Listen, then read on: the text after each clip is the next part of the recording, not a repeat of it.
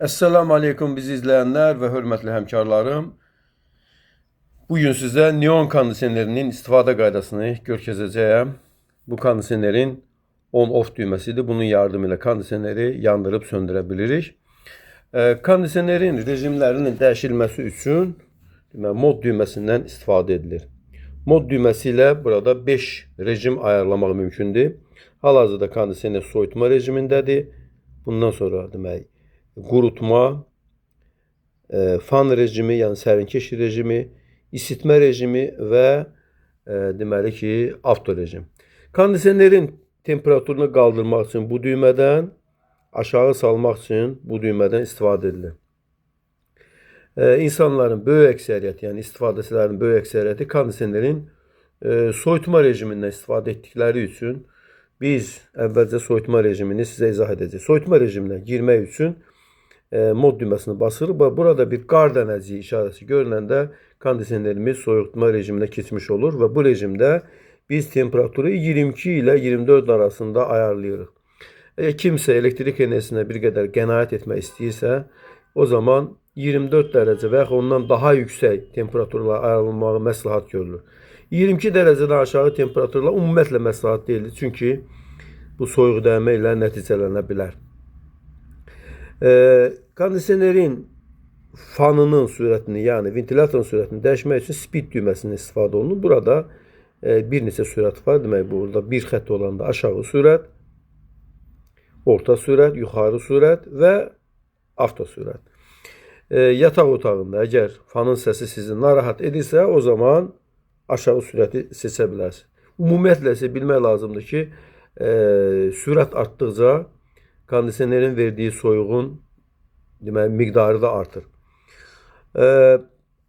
Soyutma rejimində eyni zamanda burada bir başqa düymələr də var, amma biz əvvəlcə başqa rejimlərin hamısını izah edib, bundan sonra həmin rejimlərə izahına keçəcəyik.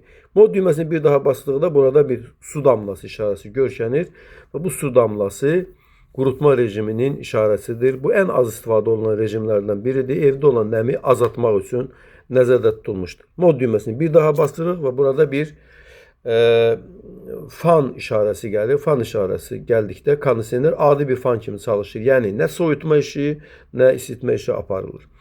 Mod düyməsini bir daha basırıq və burada günəş işarəsi gəlir. Bu isitmə rejimidir. İsitmə rejimində temperaturu demək qaldırırıq 26 dərəcədən yuxarıya. Eyni zamanda ventilyatorun sürətini avto olaraq seçmək lazımdır. Bayaq da başa saldığımız kimi burada speed düyməsi, yəni fan sürətini seçmək üçün bir neçə dəfə basılır, aşağı, orta, yuxarı və bir də burada A hərfi gələndə klimamız, kondisionerimiz auto fan speed, yəni sürətin avtomatik olaraq seçilməsi rejiminə girir. Bu rejim bizə nə verir? Bu rejim bizə onu verir ki, kondisionerin fanının sürəti mikroprosesor tərəfindən idarə olunur və bu səbəbdən də çöl hissənin donması yalnız havanın temperaturu sıfıra yaxınlaşdıqda baş verir və eyni zamanda da kondisioner daha verimli çalışır. Bu rejimdə burada bir spiral işarəsi biz görürük. Bu da əlavə bir isidicinin qoşulması üçündür. Əgər sizin kondisionerinizdə əlavə isidici varsa, o zaman bu düymənin vasitəsilə həmən isidicini yandırıb söndürmək mümkündür. Biz mod düyməsini bir daha basırıq və burada avto işarəsi gəlir. Avto işarəsi nədir? Yəni bu rejimdə kondisioner temperaturu daimi bizim verdiyimiz səviyyədə saxlayacaq. Tutaq ki, biz temperaturu 25 və yaxud 24 dərəcəyə ayarlamışıq. Bu zaman nə baş verəcək? Əgər temperatur evdə 24 dərəcədən aşağı düşəcəksə, kondisioner isitmə rejimində çalışacaq.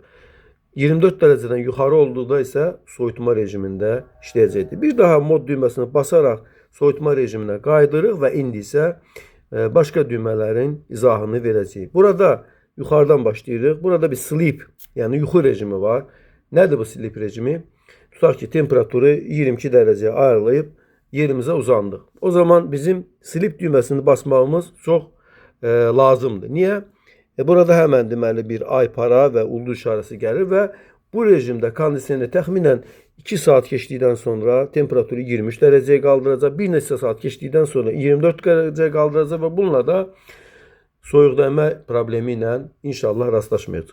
Bu rejimdən çıxmaq üçün sleep düyməsi yenidən basılmalıdır. Bəzi kondisionerlərdə, bəzi modellərdə qeyd etmək istəyirik ki, yəni bu pult bir neçə kondisionerə gedir. Baxmayaraq ki, aşağısında neon yazılıb. Bəzi kondisionerlərdə əlavə təmizləyici olur. İyonlaşdırıcı olur və yaxud əlavə təmizləyici olur ki, görünməyən tozları özündə yığsın və bundan sonra yəni o filtrə köməkçi bir filtr rolu oynayır.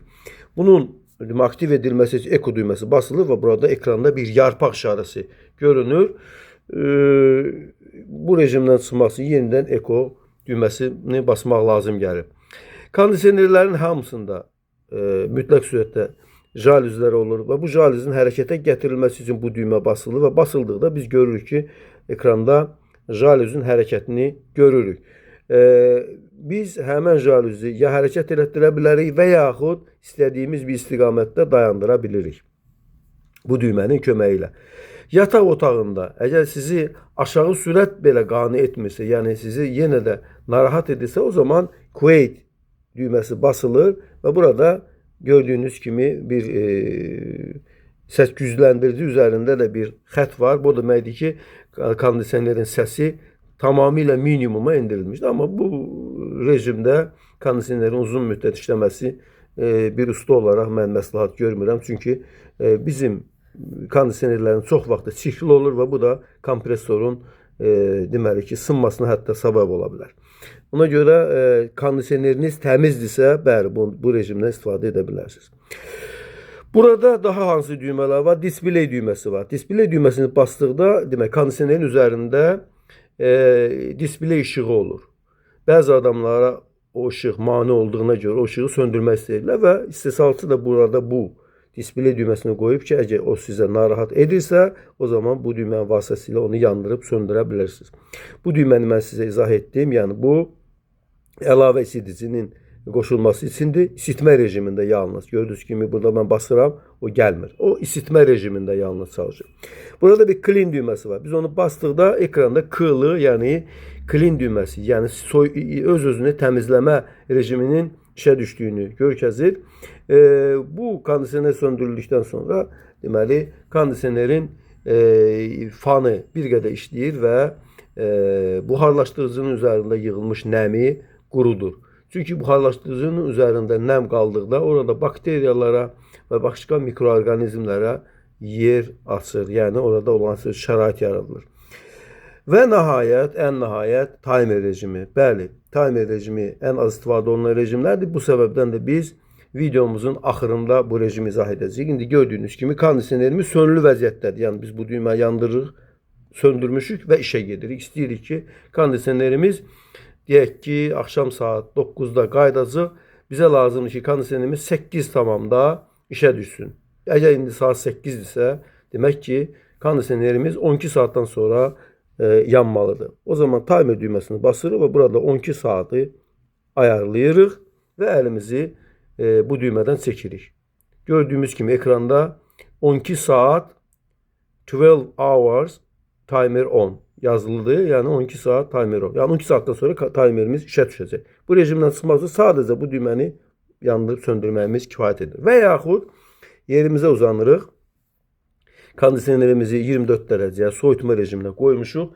İndi isə istəyirik ki, kondisioner təxminən saat 3 tamamda sönsün. Məsələn, indi deyək ki, yerimizə saat 11 tamamda uzanmışıq. İstəyirik ki, gecə saat 3-də kondisionerimiz söndürülsün. O zaman timer düyməsini basırıq və burada timer off rejimi gəlir. Burada 4 saata qurduqdan sonra kondisionerimiz 4 saat işləyəcək və bundan sonra söndürüləcəkdir. Bu rejimdən çıxmaq üçün yenə də bu on-off düyməsini basmağımız və yaxud başqa bir versiyası da var. Bu rejimdən çıxmaq üçün tam ki 4-ə qoyulubsa, biz bunu sıfırlamaq üçün 24-ə qədər gedəcək.